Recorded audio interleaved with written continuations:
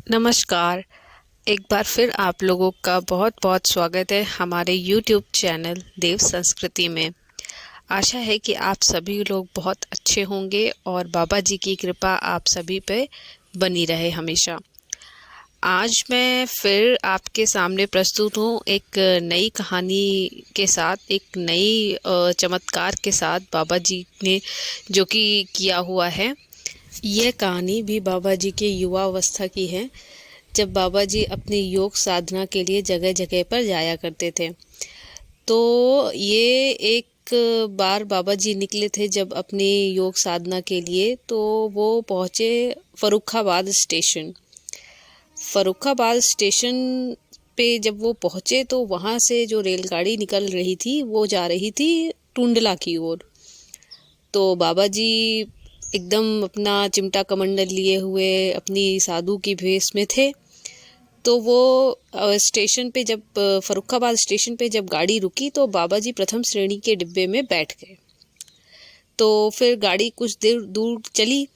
गाड़ी के कुछ मील चलने के बाद डिब्बे में एक Anglo Indian ticket checker ticket checking के लिए आ गया। अब वह बाबा जी को अधरंगे साधु के रूप में देख के और हाथ में चिमटा कमंडल देख के एकदम से आश्चर्यचकित हो गया। फिर उसने बाबा जी से टिकट मांगा कि आप अपना टिकट दिखाइए। अब बाबा जी तो ठहरे अपने योगी के वेशभूषा में, उनको क्या टिकट से मतलब। तो उन्होंने एक नकारात्मक उत्तर दिया उस टिकट चेकर को। अब टिकट चेकर गुस्से में आ गया कि ये साधु जैसा आदमी है, इस एक तो फर्स्ट श्रेणी में बैठा है, फिर मुझसे ऐसे बात कर रहा है। और उसने फिर अगले स्टेशन पे बाबा जी को उतार दिया कि आपके पास टिकट नहीं है तो आप फिर यहाँ इस गाड़ी में यात्रा नहीं कर सकते, आप उतर जाइए। उसने थोड़ा बहुत बाबा जी की जो तिरस्कार भी की।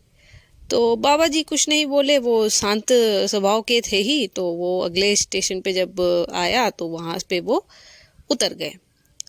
अब वहाँ से जब उतरे तो फिर जाकर के एक पेड़ के नीचे अपना चिमटा कमंडल गाड़ के बैठ गए। अब गाड़ी का सिग्नल हुआ, गाड़ी चलने के लिए तैयार हुई, लेकिन जब ड्राइवर इंजन स्टार्ट करने लगा तो गाड़ी आगे बढ़ी ही नहीं, इंजन स्टार्ट हो ही नहीं रहा था। काफ़ी कोशिशों के बाद भी इंजन के पहिए अपने ही स्थान पर घूमते रहे। फुल स्टीम देने के बावजूद भी आगे गाड़ी बढ़ नहीं सकी। इंजन को पूरी तरीके से चेक किया गया, सब कुछ सही था, कोई टेक्निकल उसमें दिक्कत नहीं थी, फिर भी गाड़ी आगे नहीं बढ़ रही थी। अब जो गार्ड्स थे गाड़ी में वो भी परेशान, ड्राइवर के पास आके पूछते क्या हो गया, क्या बात हो गई, क्यों नहीं गाड़ी आगे बढ़ रही। पर ड्राइवर भी क्या उत्तर देता, वो तो अपनी सारी कोशिशें कर चुका था, उसने अपनी सारी मैकेनिकल चीज़ें कर ली थी, बट इंजन स्टार्ट ही नहीं हो रहा था। कुछ भी नहीं पता चल पा रहा था कि ऐसा हो क्यों रहा है। जब बहुत कोशिशों के बावजूद भी गाड़ी 1% भी आगे नहीं बढ़ी, तब पटरी पर अन्य गाड़ियों के भी होने का समय हो चला था। तब कुछ जो उस गाड़ी में भारतीय हमारे यात्री थे, तो उन्होंने उस विदेशी अधिकारी को कहा कि आपने साधु महाराज जी को इतना तिरस्कार करके उनको नीचे उतार दिया, तो आप एक बार उनको गाड़ी पे चढ़ा लीजिए, उनसे क्षमा मांग लीजिए, नहीं तो ये गाड़ी आगे नहीं बढ़ पाएगी। ऐसा उन्होंने उस अधिकारी से कहा। अब वो अधिकारी पहले तो बहुत झिल्ला गया कि मैं मतलब कैसे माफ़ी मांग लूँ, मैं कैसे ऐसे करने लगूँ किसी भी साधु को अपने आगे, अब कैसे झुक जाऊँ। बट अब गाड़ी टस से मस नहीं हो रही थी, तो अब वो क्या करता, मजबूरी उसकी थी। तो उन्होंने लोगों की बात मान ली और बाबा के पास आकर के क्षमा मांगी और उनसे कहा कि आप रेलगाड़ी पे आ जाइए। अब बाबा जी तो भाई बहुत शांत स्वभाव के, उन्होंने कुछ नहीं कहा। उन्होंने कहा चलो तुम इतनी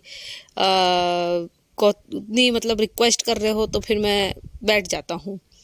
बाबा जी गाड़ी पे सवार हो पड़े।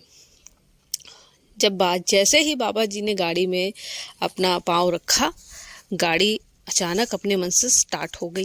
रेलगाड़ी अपने मन से चालू हो गई और गाड़ी आगे चल पड़ी।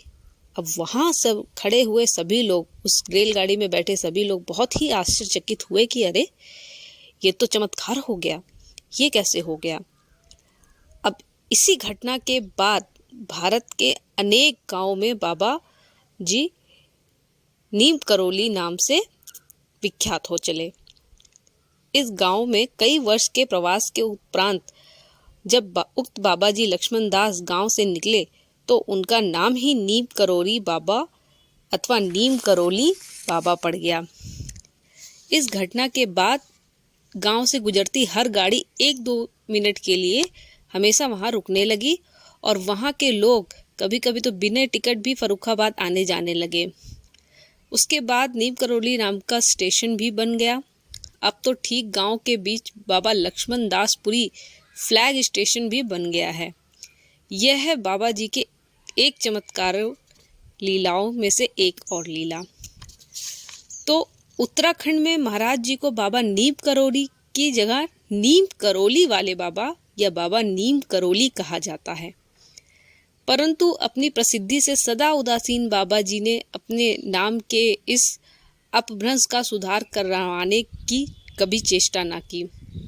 बाद में अधिकतर लोग नीम करोली बाबा कहने लगे या बाबा जी अथवा महाराज जी बाबा कहकर उन्हें पुकारने लगे।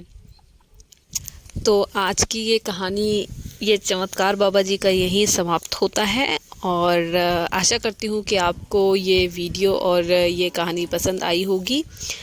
और आगे भी ऐसे ही मैं और भी चमत्कारी लीलाओं के बारे में, बाबा जी की कहानियों के बारे में आपको बताऊंगी। तब तक कि आप लोग हमारा चैनल सब्सक्राइब कीजिए, वीडियोस को लाइक शेयर कीजिए, उस पर कमेंट्स कीजिए।